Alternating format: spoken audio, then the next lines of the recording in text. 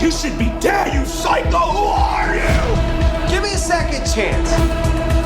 Get to know me.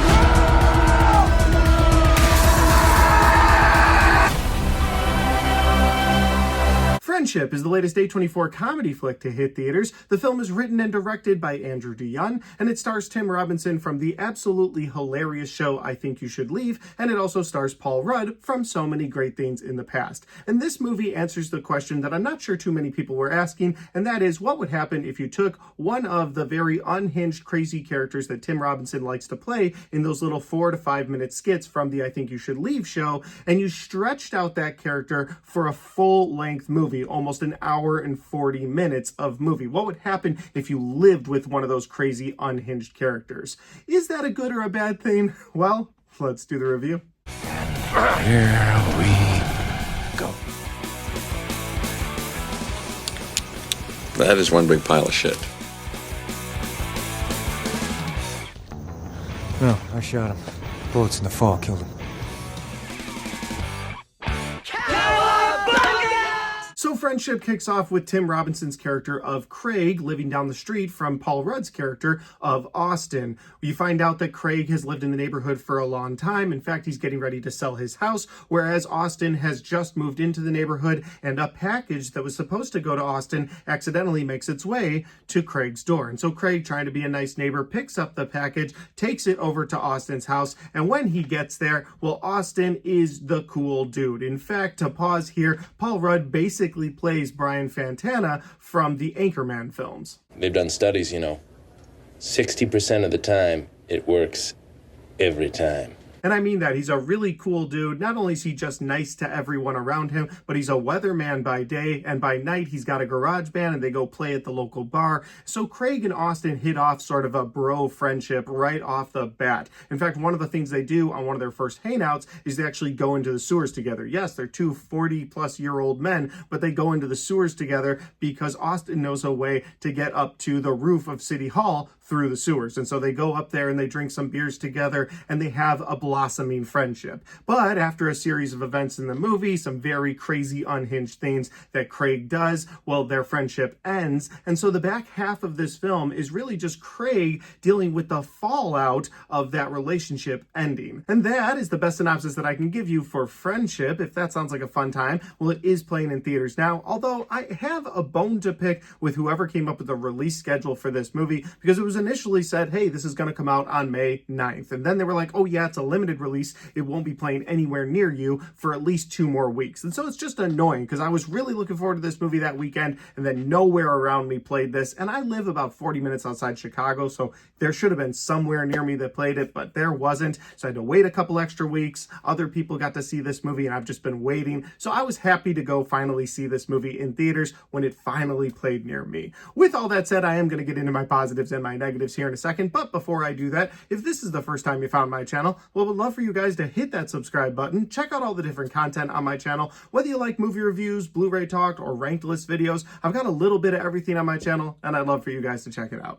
All right, let's get into my positives and my negatives for Friendship. My first positive for this movie is going to be that very funny, I Think You Should Leave, unhinged, crazy humor, because there is a ton of that throughout this film given to us from Tim Robinson's character. So if you like that style of humor, you're going to get a lot of those awkward situations. Now, I do like that style of humor. I Think You Should Leave is one of those shows that completely caught me off guard. I was scrolling TikTok one day and I was like, what is this craziness? And then I realized it was actually a Netflix show. I went and watched the show, couldn't wait for season 2 to come out, watched that show. Now I can't wait for season 3 to come out. So it's a show that I really enjoy. It has some really funny skits that I can send to some coworkers of mine, some friends of mine. The point is they're these really funny moments, and they don't take up too much of your time, and you laugh each and every time you watch one of these skits. And so there's a lot of moments like that in this film, a lot of that comedy. Of course, you've got Paul Rudd in this movie, who has great comedic timing as well. So he's got a few moments in this movie, especially regarding his hair, that I won't get into in this review because I'm going to leave spoilers out, but there's a few funny things that happen with his hair throughout this film. Again, Paul Rudd just has great comedic timing. So between Paul Rudd's comedic timing and the only way I can explain it, Tim Robinson's crazy unhinged comedy, it's a pretty funny movie. And my other positive for this movie is that even though the story in and of itself is a train wreck to watch, it's a train wreck that you can't look away from. There's so many things going on in this film, and some of them work for me, some of them don't. We'll get to my negatives here in a minute, but the way this story is told is just keeping you invested in this story. You don't know what's going to happen between Craig and his wife, between Craig and his son, what's going to happen between Craig and Austin, what's going to happen with Austin and his job. And there's so many of these moments with Austin friends, or some people that are friends with Craig's wife, maybe even some people that are a little too friendly with Craig's wife, and he's kind of catching on to that and he's irritated about it, but there's not much he can do because he's let his marriage go for so long. Like, there's so many little moments in this movie that keep you invested in the story. Again, it's an absolute train wreck, but it just keeps you invested because you don't want to look away from what's going on the screen. That'll lead me over to my negatives. My first negative for this movie is that this movie is really based on the emotional draw. Yes, it's funny throughout, but it really wants you to connect with Craig and his wife, or Craig and Austin, or Craig and his job, all these different relationships that are going on through this movie. It wants you to be emotionally invested, and I just couldn't do that. Mostly because Tim Robinson's character is like one of his characters from the I Think You Should Leave show, just mashed into a movie. And so his character is funny, his character is awkward, but his character is super weird, and I completely understand people pushing him away. Whether it's the relationship with his wife or his friendship with Austin, I completely understand those people needing some space from him. And so it didn't make me sympathetic for his character when his character kept doing these weird, unhinged things. And so since I think the movie wanted you to be emotionally invested in this movie, I just couldn't get emotionally invested. To me, that's a negative. My other negative for this movie is going to be some of the character work for Craig and Austin. So we'll start with Craig. Craig, again, is this crazy, unhinged guy, and throughout the film, you understand why people are pushing him away. And again, it goes back to that emotional draw that I just didn't find in this film. But one of the questions that somebody brought up in the comment section of my YouTube short, and something I was thinking throughout the film, was how did this guy get married in the first place? Did he snap one day?